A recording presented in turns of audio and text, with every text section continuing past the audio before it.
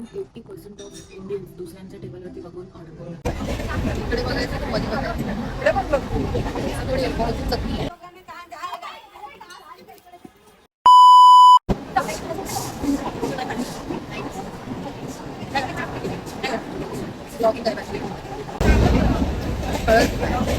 इकडे बघायचं तर मध्ये बघायचं. इकडे पण बघ. थोडी अल्कोहोलची चटणी. Hello guys, welcome back to the channel and another blog. तर आम्ही चाललो आहे आता. कुठे चाललो आहे तुम्हाला समजेलच. Let's see. कुठे चाललो, कुठे चाललो सांगायचं नाही की थोडं बघून घे तू. पहिले बोलायचं ना. तो अचानक झालेला प्लॅन हा आमचा फायनली सक्सेस झाला आहे.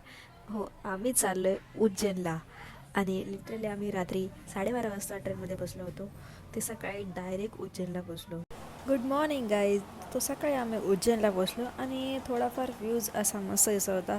तसंच लगेच आम्ही ट्रेनमधून उतरलो आणि ईस्टवरून वेस्टला गेलो, कारण तिकडे आमचे ओलावाले ड्रायव्हर वाट बघत होते. सो आम्ही बाहेर पडलो तिकडून आणि लगेच आम्ही हॉटेलवरती गेलो.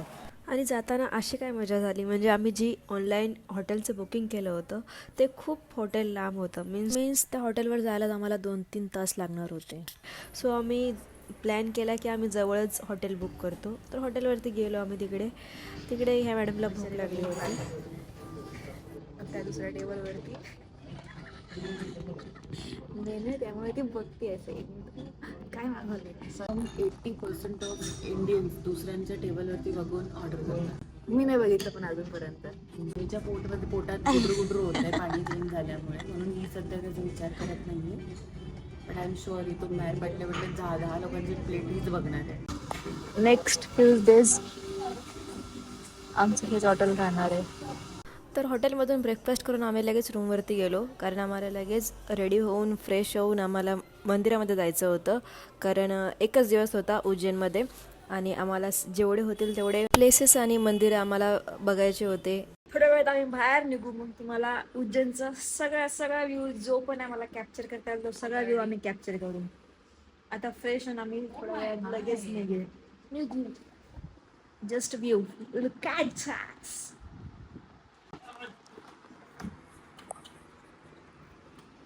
खोलशील आजच्या दिवसात. इकडे बटाटे आणि कांदे सोलले जातात खाली. गप ना बाबा. ते बटाट्याची वेफर बनतात वाटतं.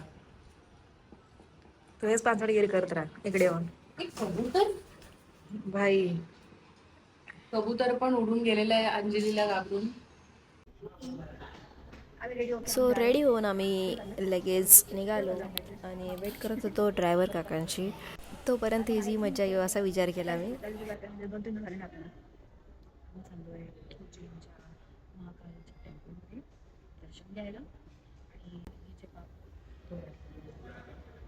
मी खूप पाप केलेत.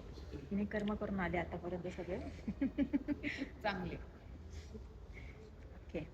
आणि जेवढे पण आम्हाला स्पॉट्स भेटतील, जेवढे पण प्लेसेस चांगले भेटतील तेवढे कवर करण्याचा ट्राय करू आम्ही. बघू. तोपर्यंत हा एक व्ह्यू बघा तुम्ही फक्त. हा हॉटेलचा व्ह्यू आहे, काय व्ह्यू नाही आहे. सो आमचं फर्स्ट मंदिरच होतं महाकालेश्वरचं मंदिर. तिकडे आम्ही VIP पास ऑलरेडी बुक केले होते, त्यामुळे आम्हाला लाईन लावायची गरजच लागली नाही. VIP पास ह्यासाठी काढला होता कारण आम्हाला धक्काबुक्की येऊन दर्शन घ्यायचं नव्हतं. मंदिरामध्ये एंट्री केल्यावरती हे सर भेटले आम्हाला. त्यांच्या पाठीपाठीच आम्ही चाललो होतो, कारण VIP एंट्री आणि नॉर्मल एंट्री वेगवेगळे असते. त्यामुळे आम्हाला VIP एंट्री होती, त्यामुळे आम्ही ते जसे घेऊन चालले होते तसे आम्ही चाललो होतो. आणि फायनली दर्शन झालं. आतमध्ये कॅमेरा अलाउड नव्हतं, त्यामुळे मला व्हिडिओ या फोटोशूट काहीच नाही करता आलं.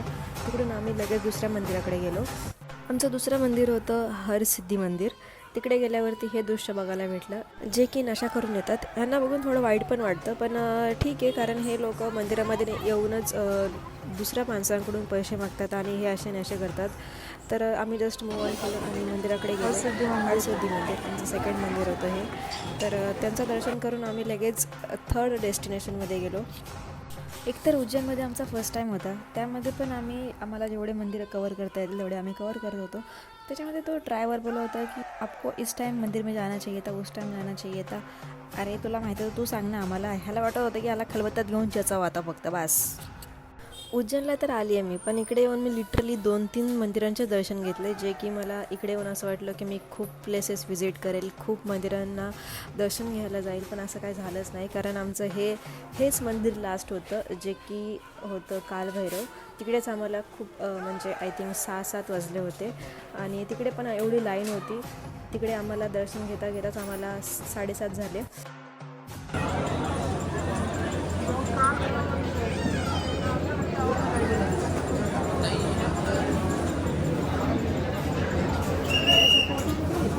साडेआठला आम्ही हॉटेलवरती पोचलो, कारण खूप भूक लागली होती. आम्ही सकाळपासून काहीच नव्हतं खाल्लेलं. तर आम्ही हॉटेलवरती डिनरसाठी लगेच चेंज करून आलो आणि मी हे लॅम्प ऑन करायचं ट्राय करत होती, कारण सगळ्या टेबलवरती हे लॅम्प ऑन होते आणि आमच्याच टेबलवरती हे ऑन नव्हते होत. आणि एवढे सगळे मेनू बघून मी खरंच शॉक झाली, कारण एवढे मेनू आहेत का हे मला पहिले प्रश्न पडला होता, पण होते, सगळे मेनू होते. एवढे स्वीट डिश बघून मला लिटरली पप्पाची आठवण आली, कारण पप्पा स्वीट डिशसाठी एवढं गोडसाठी एवढे दिवाने आहेत, काय बोलावं म्हणजे. आणि मी त्यांना व्हिडिओ कॉल करून हे सगळे दाखवलं आणि ते काय बोलले माहिती आहे?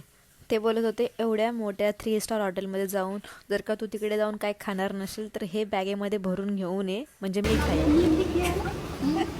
लाईफमधला फर्स्ट एक्सपिरियन्स असेल हा माझा 5 स्टार हॉटेलमधला, जो की मला खूप जास्त आवडला आणि मस्त वाटलं ह्या हॉटेलमध्ये. Good morning guys. काय जानू,